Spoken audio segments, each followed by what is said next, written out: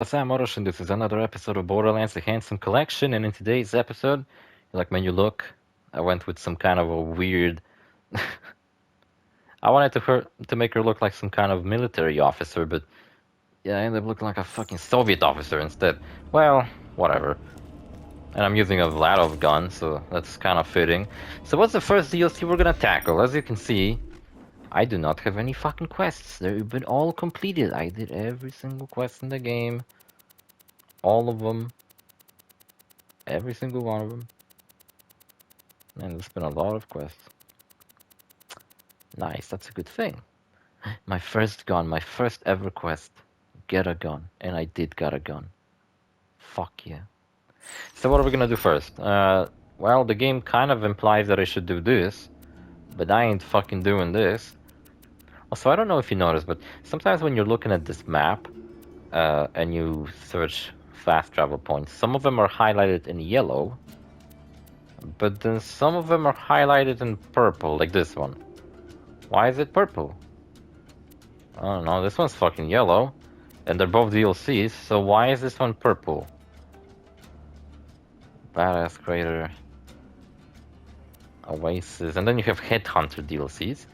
And Ultimate Vault Hunter Upgrade Pack. What the fuck is that? I don't know, but we're gonna do it. So if you're playing on Ultimate Vault Hunter mode and you beat the game and you reach level 80. Wait, is it 80? Yeah, I'm pretty sure it's 80. If you reach level 80, then you get something called... the OP levels, and basically every time you go through this DLC, you actually increase the difficulty of the entire game.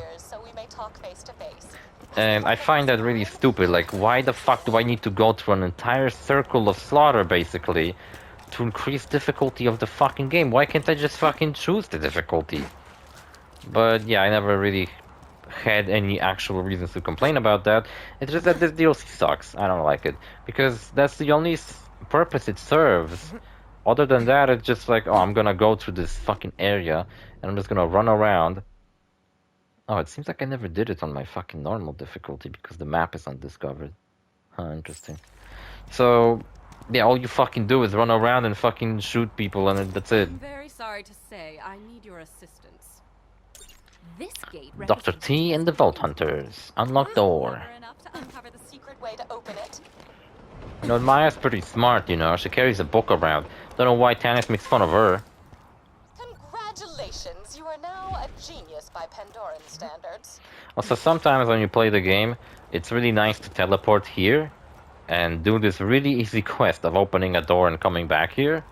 Because it gives you fucking, well, not a lot of XP now, but when you start the game, it's quite a nice amount of XP.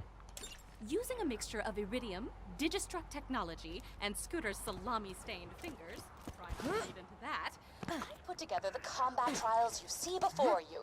If you succeed, you'll be ready for... And you know what sucks about this quest? Because it basically repeats 10 times in a row. I usually don't do it any more than just 2. Because the first time you do it, you get a hat out of it. The second time you do it, you get a gun.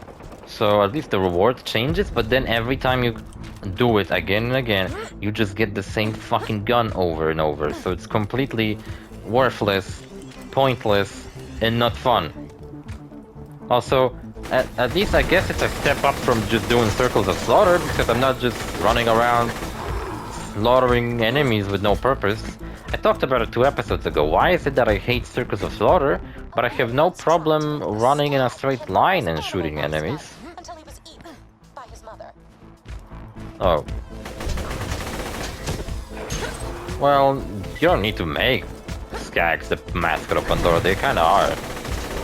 Plus, a lot of people seem to tame these things, and they seem to make for some nice, even sometimes cute pets. Remember Dukino from the base game? We're no longer in the base game, so I'm gonna refer to everything we just did as the base game. Yeah, Dukino was nice.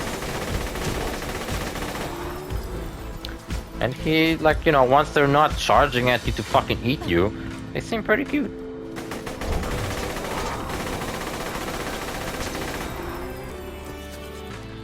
So, you know what, we might go through this fucking bullshit once in this episode, and then I'll do the second run-through of this place.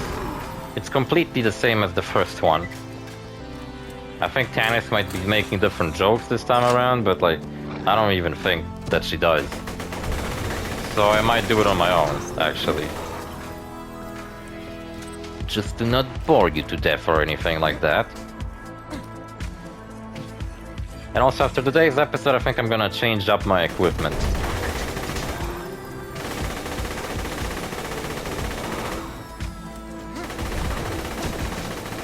And when my original Let's Play of Borderlands, after I finished the base game, the first DLC that I did was Sir Hammerlock and Sir Hammerlock's Big Game Hunt.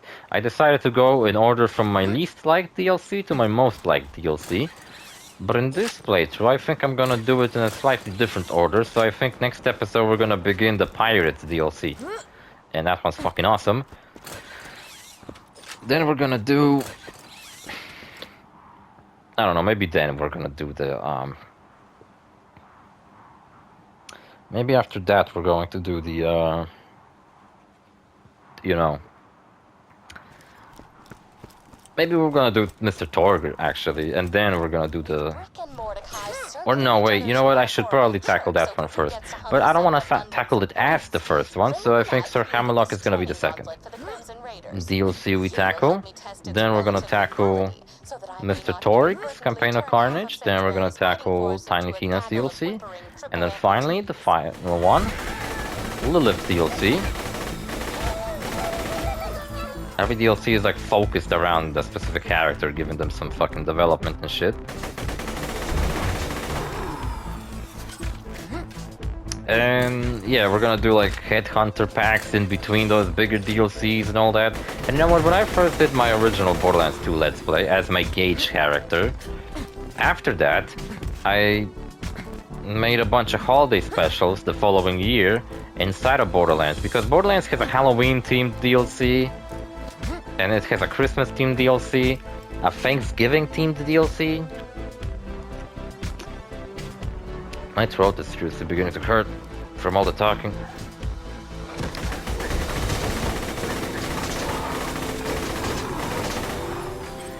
And then it has... But it doesn't have an Easter themed DLC. And I wanted to make an Easter special. So inside of my Easter... So if you go back to my holiday specials, and you watch my Easter special of Borderlands 3, I actually go through this. Even though this has nothing to do with Easter. I was just like, fuck it, I don't really care. Or does it have nothing to do with Easter? There's one Easter, the related thing later in the game.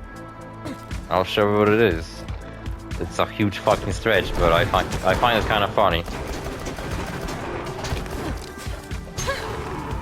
Also, if you die in here, I think you restart at the beginning and you have to do the entire fucking thing again. So the enemies here are Digistruct, so they're not even real. That's what Tannis said, that this is like a environment, like a digital environment simulation for us to train in. I don't know how she managed to get that going, but I guess she's resourceful. Yeah, so I did my Easter special inside of this stupid DLC back in the day.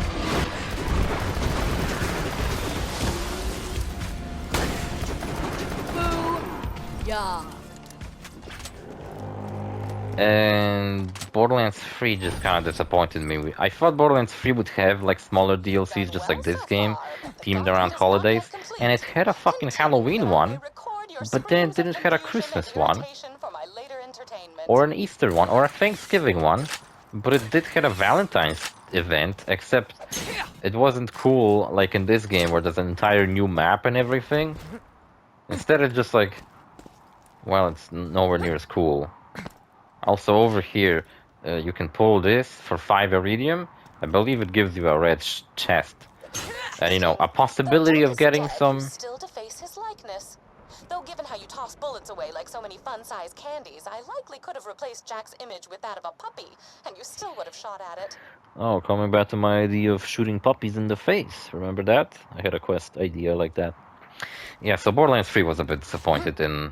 And like specifically to me, I feel like most people probably didn't give a fuck whether that game has holiday themed stuff in it or not. But yeah, I was disappointed. This year I'm gonna do Monster Hunter Wilds holiday specials. Next year I'm either gonna, like, I have some more games that I could possibly do holiday specials in. I wanted to do holiday specials in... I could do holiday specials inside of Grand Theft Auto 5. You know, playing online on Christmas actually makes it snow in the city. Halloween actually has some spooky events going on, like hunting for ghosts and shit. What else? But I don't want to do that next year. Next year I'm doing... I mean this year, actually. I'm doing Monster Hunter Wilds, like I said. And then... I'm gonna... Oh, look at that, new enemy type. Loader tanks. It's like a big-ass loader with 4 legs. Oh, this one doesn't take no shit. Bro, I just defeated Terramorphous last episode. I'm feeling like a badass. No one can stop and stand in my fucking way. Yeah, what was I talking about? So many things that I probably forgot to mention. Yes, I think in between this and the next episode I'll go through this DLC yet again. And then I'll like change up my equipment, and I'll probably do some of the missions on the normal difficulty on this character that I may have never done before, just to get a little boost of XP. Like, enemies will probably die in one shot and not give me any XP, but I could get some XP out of, you know, turning in the quests. It seems like I never did this slaughterhouse on normal difficulty, so maybe now's the time. Tannis commented on how I'm shooting statues as Handsome Jack. Why would I not want to fucking deface statues of Handsome Jack? They give me ammo. And just like she said, no matter what these cutouts would have been, I would have been defacing them. Oh, my throat really fucking hurts.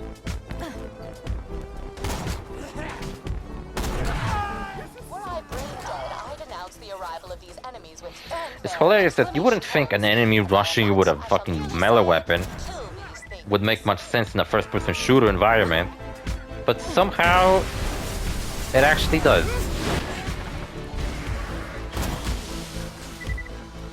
And they're not completely worthless. This is priority 1. I need you to disarm a series of camouflaged explosives hidden in the combat garden. Oh my god, it's like Metal Gear 2, which I've been playing yesterday, and I actually been disarming explosives and shit. Oh, my head is killing me. Maybe I'll at least level up from this. Look how close we are to leveling up. Ain't that great? Leveling up? I'll probably level up like, I don't know, once or twice till the end of this fucking Let's Play. I think I've leveled up like, what, fucking 4 times in this entire playthrough? On this specific character. As Nisha, I leveled up a lot, I think. Not as Maya, though. Maya doesn't get the privilege of leveling up. She does not get to do that.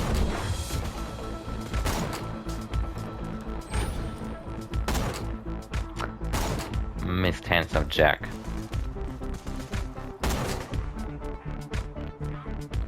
I guess in the events of the game, this is probably not how it canonically took place. You know, that right after killing Handsome Jack, we decided to participate in this. There's rats here too. Also interesting that only bandits spawn around the slaughter dome, or whatever the fuck they call this place. You only fight banditos, you don't fight any Hyperion personnel. Which maybe I'm glad I don't. I think we fought them plenty of times before. It's funny how these are like bandits and rats, but they have these symbols above them asking for repairs, just like robots do whenever you fight them. Because these are meant to be simulations of enemies. If these are simulations, how come they deal real damage to me? Camouflaged Hyperion explosives designed to attack the raiders where we are most vulnerable. Our gardening battalions. Gather the onions, but do not ignore carrots. Our current objective is to pick up fucking onions. Also, here's our Easter connection. There's carrots. Rabbits eat carrots. Rabbits are Easter, right? totally fucking Easter. This is an Easter DLC. Yes, continue picking the onions. They are bombs designed to punish Sanctuary's vegetarians. Or they are onions. Either way, remove them. So the next time you do them, you still have to do it, except the onions you picked up are already gone, and you pick up the remaining ones. So I wonder if, like, on your future playthroughs, this just becomes unavailable or what? Or, like, Tannis just simply doesn't tell you to pick up onions anymore? Then yeah, I think if you do a second run of this stupid place, Tannis just simply says, pick up onions like before, so... A Hyperion abomination brainstormed by Scooter and Ellie. Scooter and Ellie? Part war loader. These metal behemoths embody my two biggest fears, which don't involve French kissing.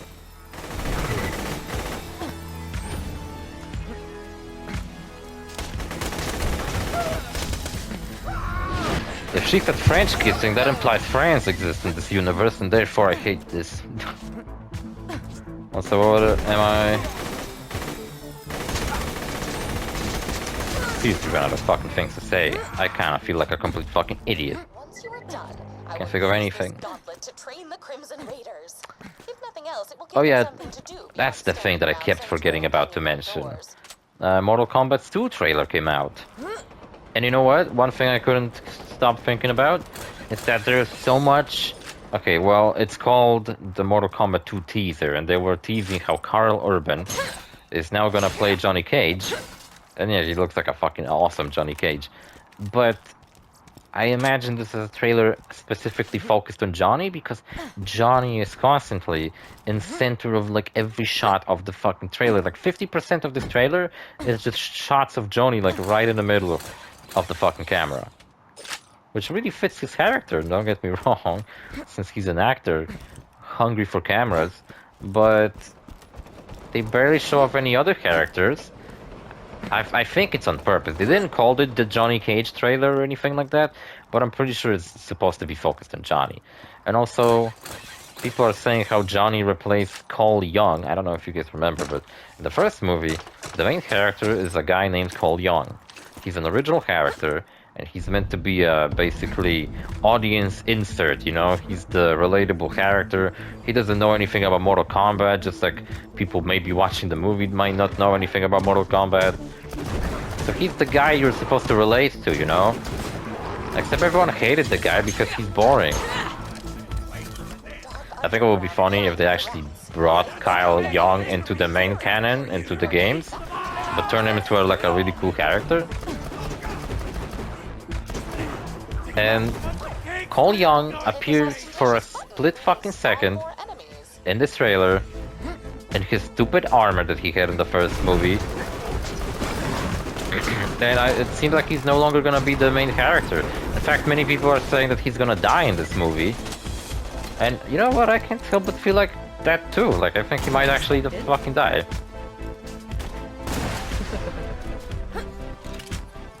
I really like the sniper rifle. The fact that it ignores shields is very nice.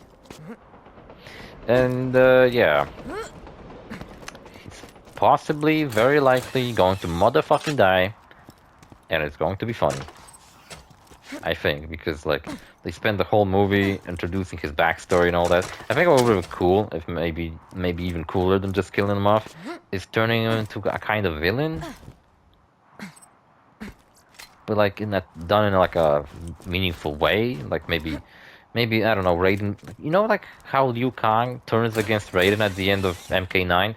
What if something like that happened to Cole Young, where Raiden accidentally screws him over, but you know Cole doesn't believe it was an accident. He thinks Raiden screwed him over on purpose.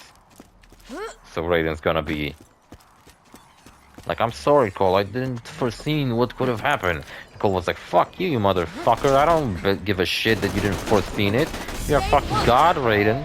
Should have foreseen that. And then he's gonna turn evil. Maybe with some slight redemption at the end. At least it would have made his fucking character more interesting. If not the character is interesting, at least the actions that the character is doing are interesting.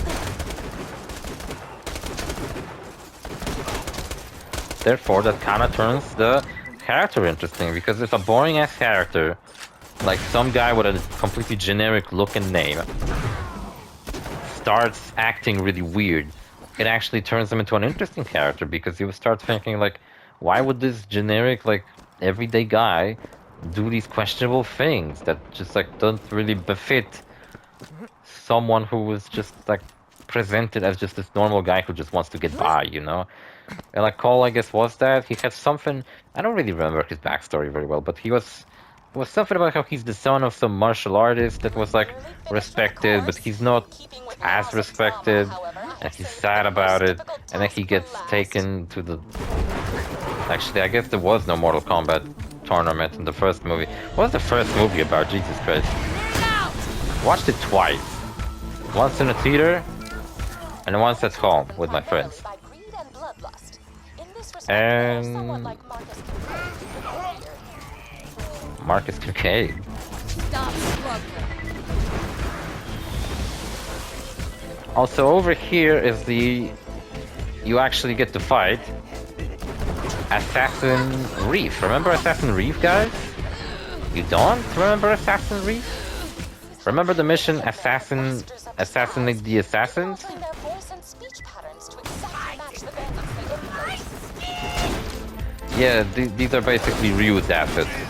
They reused the assassins from that one side quest we did ages ago, somewhere at the beginning of this playthrough. And now they're back and they're tougher and they drop better loot. The fuck you said?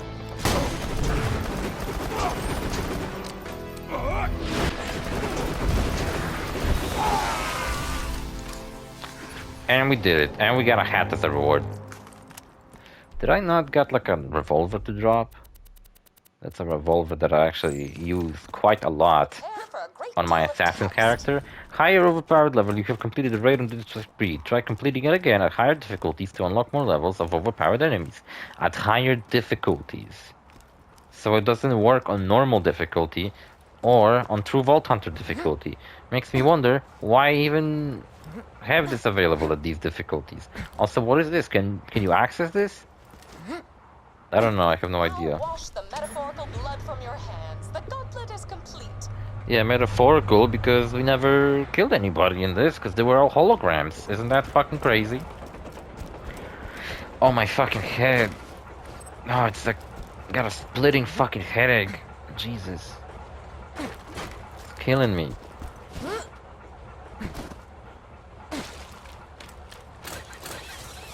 I had this headache for like the past fucking 4 episodes, including this one.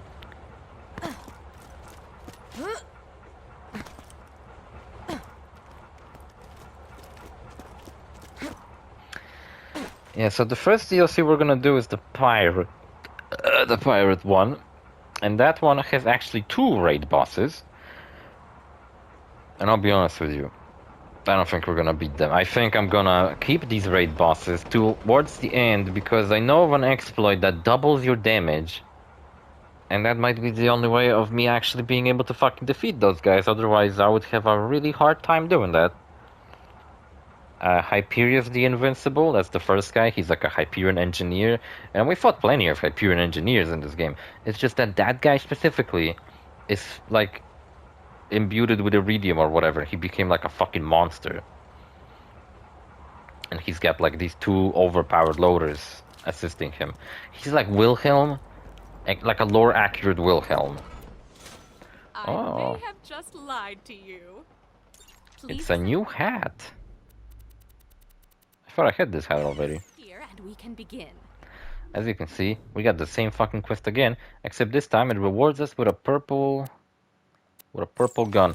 So you know what, I think I'll just simply do it in between episodes. I mean, for fuck's sake, I don't really feel like doing it. Okay, Ride of the Valkyries it was called? I wanna see it. Yeah, I had all these awesome hats to choose from. Ooh. That's pretty cool, I guess. And yet I was always using these like generic ones that are like right at the top of the list. Though Maya looks really fucking awesome in black hair, regardless of which hat I choose. I'm just a big fan of black hair. Can't help it. Super hot. Not a fan of that fucking sickle on her chest, but whatevs. And it seems like she has, with this skin, she has this like mole on her face that she didn't have there before. That's kind of cute. This one's my favorite hat. Goes really well with a different skin, but I like how it gets rid of this like turtleneck that she has, and instead it gives her a choker with a skull on it. She's got plenty of fucking awesome hats. Even this one, this like fucking weird one, looks pretty awesome. Alright, we did it. So, yeah, I'm only 25 minutes in. I guess I won't be really starting anything else. I'll just go back to Sanctuary. Or, yeah, I will go back, okay. Because I want to take care of some stuff. Those weapons we've been using for such a long time, I want to give them back. They were only borrowed from a different character of mine. Now I'm gonna go put them in my stash. And my mustache, and there you go. And I'll also get some new guns from a different character. And I will... You know,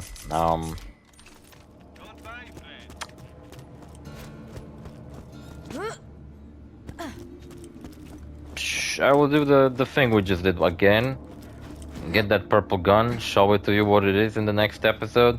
I thought maybe if this is fast enough, we're gonna do it like twice today's episode. But nah, that would have been like so fucking boring. Because I gotta de-equip everything. All these nice guns I had that served me so freaking well. And I'm giving them back. And the grenades too. These belong to my assassin characters. So you know what I find hilarious? That when you have no weapons equipped, your movement becomes completely different. Look how I move when I move from side to side.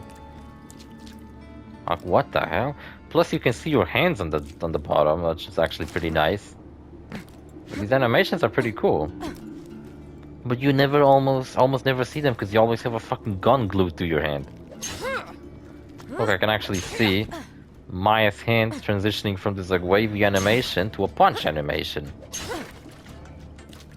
And also my head just behaves completely different. I have this like head bob as I move around. You can especially see it when I move from side to side. Just look on the edge of the screen. Isn't that insane that they have a function like that, but it's like exclusive to only when you have no weapons on you? Like, why is that the case? That's so fucking weird. Let me know if anything catches your eye. Yeah, so I was talking about the Mortal Kombat movie. It's coming out in October. And you know what I've seen? They actually made a fake IMDb page for Johnny Cage, as if he's a real actor, and it's like really fucking funny. And it looks like a page he might have wrote himself, because it keeps highlighting how handsome he is. So, yeah, it's fucking hilarious. I really like it. Shame Mortal Kombat 1 wasn't handled as well as X and 2, in my opinion. Man, it's surreal looking at my equipment being empty. Like, what the fuck? What do you mean empty? It's never been empty. But yeah, now it's empty. So, yeah, I ain't got nothing more to say, I guess. So, fuck it, today's episode's 2 minutes shorter than usual. Wow. Such a big deal. Why do I find that to be a big deal? I don't understand that. I'm just fucking weird like that. Anyway, see you fellas in the next episode. Bye.